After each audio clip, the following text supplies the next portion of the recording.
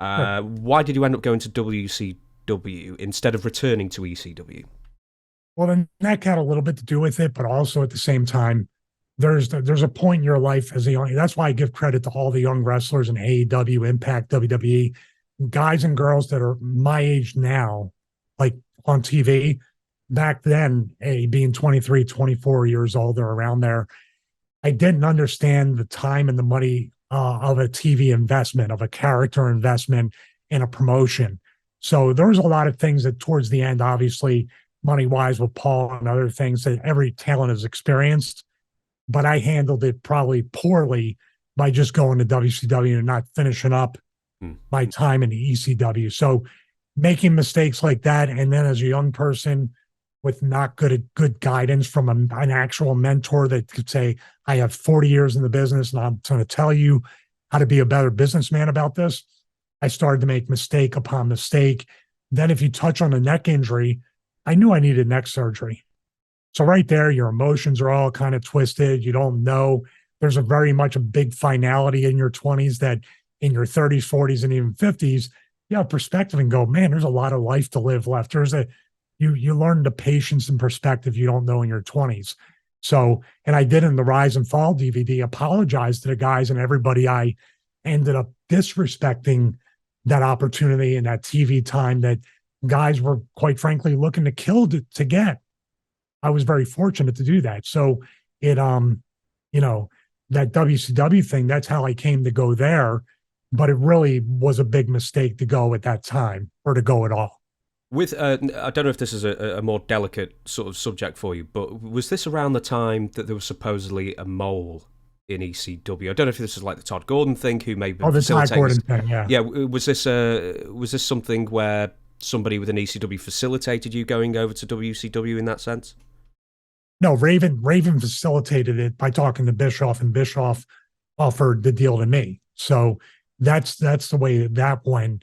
The Todd Gordon mole story started probably at the when right after the pay-per-view or around the first pay-per-view. So when the BWO was super popular, and then Raven was obviously hitting a point where he could go to either company at the time. Uh, but the mole thing with Todd was he was very tight to Sandman, Public Enemy, Too Cold Scorpio. I believe he was still close with Kevin Sullivan, who was back in WCW.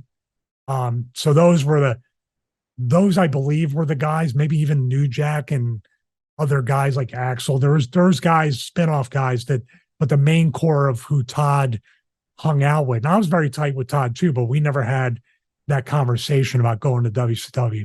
With ECW around this time, because a lot of people are jumping, there's big money contracts being handed out ever since the NWO goes over, and then, the whole war thing.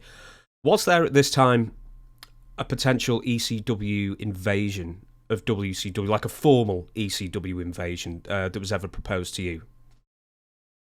No, but WCW was making it look that way with Public Enemy, Raven, myself. Who else showed up there? Had Louis Spicoli there, and you had pretty much everybody from ECW that eventually. Well, Mikey Whipwreck went there, Sabu went there. There was Sandman. tons of guys. So why would you pay to say who's their guy? Sandman, he was there. Oh, Sandman, He of was course. His hardcore hack, hack. wasn't he? Yeah. They killed him. They made him preppy and everything, playing chess with Raven. That was so funny, though. I love it. It I was love how good. Raven was next door neighbours with Jim. And I think they just called him Jim on the first one. Yeah, and Raven did the broke the fourth wall and said, "What a maroon," and all this other stuff.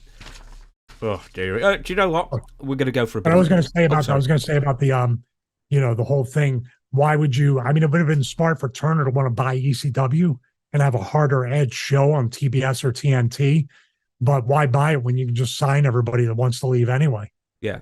I was just sort of thinking, do you think, with you and Raven, instead of doing like the flock thing, they could have just called it like the hardcore group and done it that way? Or that was just never on the It cards? could have been Hardcore Invasion. It could have been whatever, and then you had obviously Shane and all those guys leave not long after that.